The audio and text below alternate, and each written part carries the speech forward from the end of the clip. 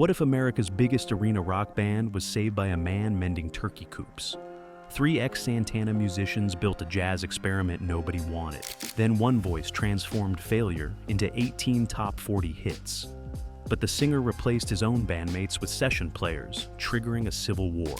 A $75 million reunion tour, canceled by degenerative bone disease. Decades later, they're suing each other over millions while their anthem plays at every stadium. Stick around, this is the rise and fall of Journey. San Francisco, 1973. The psychedelic era was fading, and 2 musicians who had just walked away from Santana were searching for something new. Neil Schon, a guitar prodigy who'd been recruited by Carlos Santana at just 15 years old, and Greg Rowley, the voice behind Evil Ways and Black Magic Woman, had tasted success. But they were hungry for something they could call their own. Their manager, Herbie Herbert, a former Santana road manager, had a vision. He wanted to build a band around Neil Schon's remarkable guitar playing. Something sophisticated, something artistic. The original plan wasn't even to be a headlining act. They were supposed to be a backing band for other San Francisco artists. But ambition has a way of changing plans. On New Year's Eve 1973, the newly formed Journey played their first major concert at the legendary Winterland Ballroom to 10,000 people.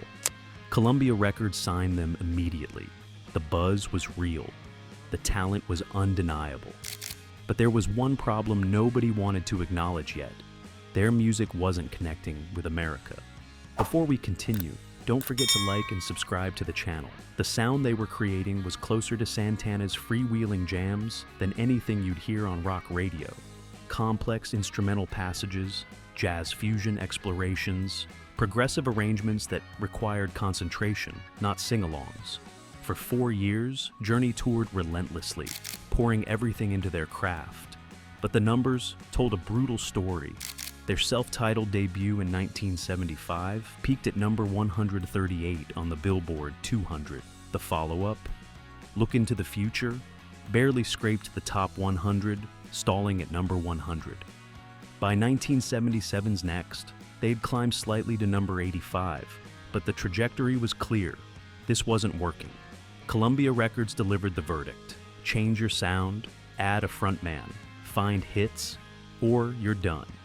For the founding members, this was devastating.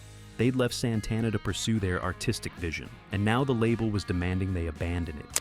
Greg Rowley had been singing lead on their strongest tracks, and some fans believed his voice was exactly what the band needed. But Columbia didn't care about artistic integrity. They cared about sales, and the jazz fusion experiment was officially over, killed by corporate mandate. The pressure to insert a dedicated frontman created a permanent tension between the band's artistic origins and their commercial destiny. Everything they'd built was about to be demolished to make room for something new. The question was, could they survive the transformation? There's no harm, we've all been waiting. The man who would save Journey and eventually help destroy it was working on his uncle's turkey ranch. Steve Perry was 28 years old in 1977, and his dreams of rock stardom had collapsed into humiliating failure. He'd cycled through multiple bands that went nowhere. He'd run out of money, run out of options, and returned home to Central California to work mending chicken coops. Picture that. A voice destined to define an era, covered in dust and feathers, wondering if music was just a foolish dream. Then Neil Schon called. He had heard Perry's voice on a demo tape and recognized something extraordinary. But bringing Perry into Journey wasn't going to be easy. The band was skeptical, resistant. They'd spent 4 years building a specific musical identity, and this was about to blow it all apart. So, Schon orchestrated a deception. When Perry joined them on the road, he wasn't introduced as the new singer. He was presented as an assistant to the roadie. This secretive maneuver reveals the internal turmoil, the fear and uncertainty surrounding the decision to add a dedicated frontman. The band didn't trust this change. They had to be convinced. But when Perry finally opened his mouth and sang, everything changed. He was officially hired on October 10th, 1977. And almost immediately, he and Schon connected creatively. They co-wrote patiently within weeks of Perry joining. The chemistry was undeniable. The potential was explosive. But the real test came with the next album. Infinity, released in 1978, was the pivot point. The moment Journey transformed from a struggling jazz fusion act into a mainstream rock powerhouse. The album was produced with one goal: accessibility. Radio-ready melodies, hooks that grabbed you instantly, and Steve Perry's soaring, emotional voice leading the charge. The album peaked at number 21, a massive leap from their previous efforts, but more importantly, it delivered their first charting single, Wheel in the Sky. The song only reached number 57 on the Billboard Hot 100, but for a band that had never had a hit, it was validation, proof that the commercial pivot had worked. Other tracks like Lights became instant classics, radio-ready creations designed to melt hearts en masse. The seamless blending of Perry's lead vocals with Greg Rowley's harmonies on songs like Feeling That Way and Anytime showcased a new sophistication. This wasn't just a rock band anymore. This was something bigger. The jazz fusion origins were erased. The new identity was locked in, and America was finally paying attention. With the Infinity formula established, Journey became unstoppable. They perfected the balance between Neil's guitar firepower and Steve Perry's emotional vocals.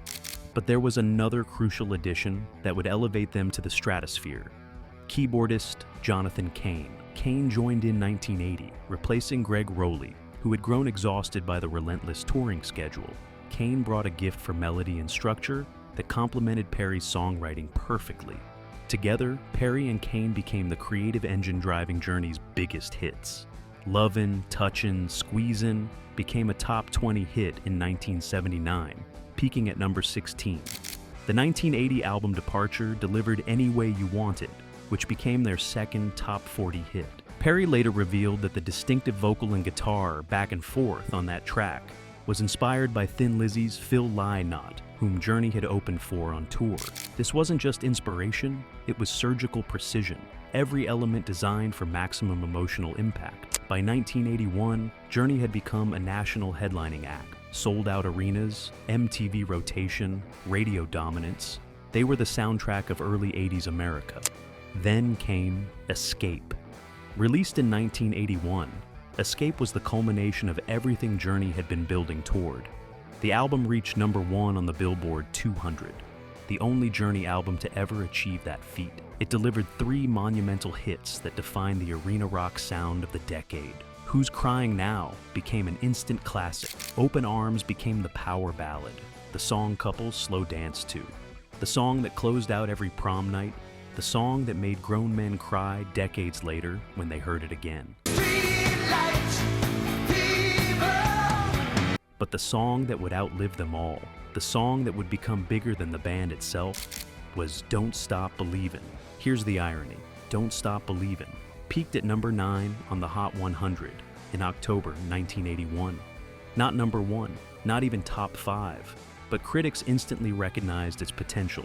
They called it a perfect rock song and an anthem, praising those iconic opening keyboard riffs. The song's title came from a phrase Jonathan Cain's father had told him when he was a struggling young musician trying to make it: "Don't stop believing."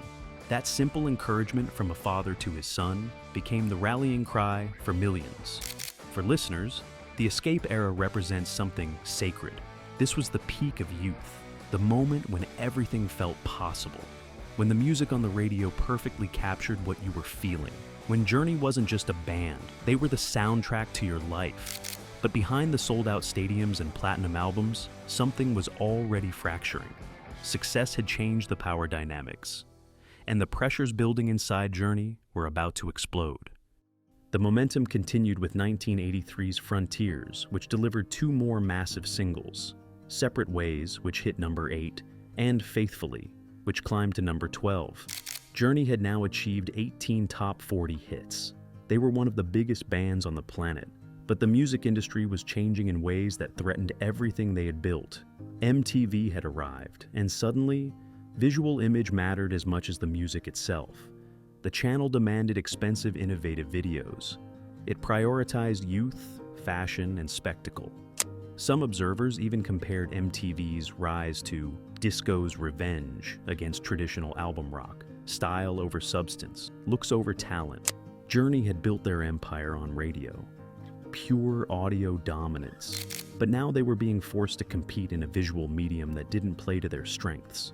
They produced videos for their hits, but the constant pressure to maintain a youthful image, to innovate visually, to meet MTV's demands.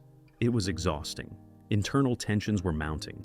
Steve Perry's 1984 solo album had been a major success, and his individual stardom began to outweigh the collective identity of Journey. He wasn't just the singer anymore, he was the star, and stars have power. By 1986, that power manifested in a way that would destroy the band. Raised on Radio was supposed to be Journey's next triumph. Instead, it became Steve Perry's solo project, disguised as a band album. Perry took over as producer, a role that gave him complete control over the final product. And then he made the decision that shattered everything. He replaced drummer Steve Smith and bassist Ross Valerie, longtime members who'd been there since the beginning of the Perry era, with session musicians from his solo career. Mike Baird on drums, a young Randy Jackson on bass. The message was clear. This was Perry's band now. The others were replaceable. Neil Schon and Jonathan Cain were furious, but they were trapped. Perry's voice was Journey's commercial identity. Without him, there was no band. So they swallowed their anger and recorded the album. Raised on Radio was technically brilliant. Perry's voice had never sounded better, but the fractured foundation couldn't support what came next. A planned tour collapsed. The tensions were too much. By 1987, Journey went on hiatus. What was supposed to be a brief break became a decade-long separation. The band that had conquered stadiums, that had delivered 18 top 40 hits, that had soundtracked an entire generation, they'd imploded.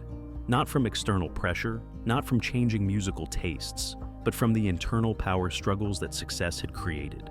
For fans who'd followed Journey from the beginning, this was heartbreak. The dream had collapsed from the inside. For nearly a decade, Journey existed only in memory. But in the mid-90s, something unexpected happened. The classic lineup reunited. Steve Perry, Neil Schon, Jonathan Cain, Ross Valerie, and Steve Smith came together to record Trial by Fire in 1996. The album was critically acclaimed and commercially successful. Fans who'd waited years for this moment felt vindicated. Journey was back. The magic was real again. And then came the announcement that sent shockwaves through the rock world. A massive stadium tour, scheduled for 1997, estimated to be worth $75 million. This wasn't just a reunion. This was a victory lap, a chance to reclaim everything they had lost. But fate had other plans. In 1996, Steve Perry took a trip to Hawaii. During that trip, he suffered a hip injury. What seemed like a minor issue turned out to be devastating. Perry was diagnosed with degenerative bone disease. He needed full hip replacement surgery immediately. The tour was canceled, all of it. $75 million, hundreds of thousands of fans. The moment everyone had been waiting for. Gone. The bandmates waited. They hoped Perry would recover quickly, that the surgery would be straightforward, that they could reschedule. But as weeks turned into months, their patience ran out. Perry was facing a long, uncertain recovery. The band couldn't wait forever. Neil Schon later clarified that Perry's departure wasn't forced. It really wasn't my decision for him not to be in this band. But the reality was undeniable. Perry had to choose between his health and the band's demanding schedule. He chose his health. For the second time, Journey collapsed. But this time, it wasn't ego or power struggles. It was simply cruel, random misfortune. The reunion that should have been their greatest triumph became their most painful heartbreak. What followed was what Neil Schon called an unintentional revolving door of vocalists. Steve Augeri took over as lead singer, then Jeff Scott Soto. The band kept touring, kept recording, but the specter of Steve Perry hung over everything. Every new singer was compared to him. Every performance was measured against the golden era. Then, in 2007, something remarkable happened. Neil Schon was browsing YouTube when he discovered a Filipino singer named Arnel Pineda performing pitch-perfect covers of Journey songs with his band in Manila. Pineda's voice was astonishing, Powerful, emotional, and eerily similar to Perry's in his prime, Schon reached out. Pineda joined Journey, and suddenly the band had stability again. Pineda successfully debuted on the 2008 album Revelation, and Journey returned to the road with renewed energy. But the questions never stopped. When would Steve Perry return? Would he ever perform with the band again? The answer came on April 7, 2017, at the Rock and Roll Hall of Fame induction ceremony. Millions of fans around the world watched, hoping for the definitive moment. Steve Perry reunited with Journey for one final performance. Perry attended the ceremony. He delivered an emotional, heartfelt speech, acknowledging the band's history and the current members. The crowd erupted. This was it, the moment everyone had been waiting for. But when the time came for the performance, Perry stepped back from the microphone. He let Arnel Pineda sing with the current lineup. It was graceful, respectful, but it was also final, the most definitive statement on his relationship with Journey. He would honor the past, but he would not return to the stage. Notably absent from the ceremony was Herbie Herbert, the man who'd founded Journey and managed them for decades. Herbert had reportedly been pushed out by Perry as a condition for the short-lived 90s reunion. Even at their moment of greatest recognition, the old wounds remain. But here's the beautiful irony that defines Journey's legacy. The music won. Don't Stop Believin', the song that peaked at number 9 in 1981, has achieved something unprecedented. It's now 18 times platinum certified. Diamond status. It's the best-selling digital track from the 20th century. In 2022, the Library of Congress selected it for preservation in the United States National Recording Registry, recognizing its cultural and historical significance. The song appears everywhere. The Sopranos finale, Glee, sports stadiums, graduations, weddings, moments of triumph and hope across America. Fans as young as 20 sing along just as enthusiastically as 60-year-olds. The anthem transcends generations. Journey's catalog generates more revenue now than it did during their 80s peak, but that immense wealth has created a new form of conflict. Neil Schon and Jonathan Cain, the two architects of Journey's modern era, are locked in legal warfare over Freedom 2020 Inc., the corporate entity managing the band's touring business. Cain filed a lawsuit seeking to appoint an independent director, citing Schon's alleged excessive spending. Schon fired back with counterclaims. The feud has spilled onto social media, with both men airing grievances publicly. The progression is almost Shakespearean.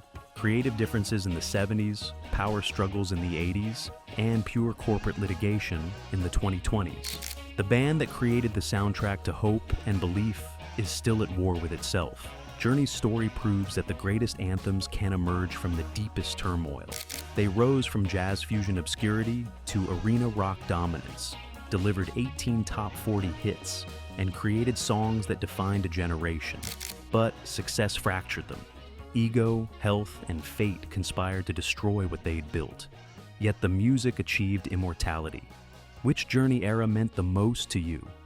Drop your memories in the comments below, and don't forget to like and subscribe for more untold stories from rock's golden age.